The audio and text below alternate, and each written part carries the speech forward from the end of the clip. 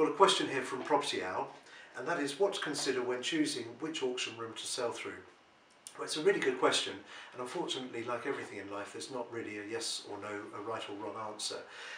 It's really up to you to decide. For example, would you like an auctioneer to be based in London, for example? I'm not sure where the property is that you're referring to, but a London auctioneer will often be one of the larger companies and have a large reach database of potential buyers, particularly those in London who may be even willing to buy something unseen if it looks cheap on the day of the auction.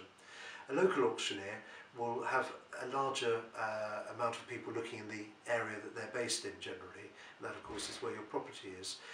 Unfortunately, some auctioneers, for example, won't even put up a for sale board outside the house, and so you might find that there were good local buyers who didn't even know it was coming up to auction, and you miss out on potentially a larger catchment of people. So it's something to check what marketing they're actually going to do in your area, and then of course you can decide whether you want somebody local or not. Another thing to look into is how much the registration fee is. This would normally be something around £300 to £500, can sometimes be free of charge to actually enter the property into an auction. There's also then a commission at the end of the auction, assuming that your property sells. This can often be sort of 1.5% to 2% plus VAT. So check out what the fees are, and that may have an impact on who you choose as well. On that point, it's worth asking as well if there's a buyer's premium. Now, you won't actually pay that directly yourself if there is one. The buyer will pay it, but you can bet that they're going to factor that into the offer that they make.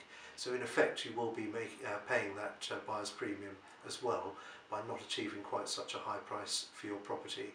So find out what that is, if applicable, and of course that should have a bearing as well. I think that you should really get 2 or 3 auctioneers to visit the property and to give you quotations on all of the things I've just said, and try and deal with somebody that you like doing business with, somebody who's approachable, friendly, seems to know what they're talking about, because it will be quite a long transaction. These things normally take a month or 2 from beginning to end, and you want someone that you know that you can deal with well. Also check that they advertise their properties on all of the top property portals, and find out roughly how many catalogues they send out, both physically, paper versions, and also on average how many by email get requested, because this will obviously, the higher the figure, the more likely you are to sell your property for a higher price. So I think there's quite a lot to consider. Ultimately, ring around 2 or 3 of the most promising auction companies and just see what they think, and I think they won't go far wrong. So I hope that answers it. Probably asks more questions than I've answered, I know, but I hope that goes well for you.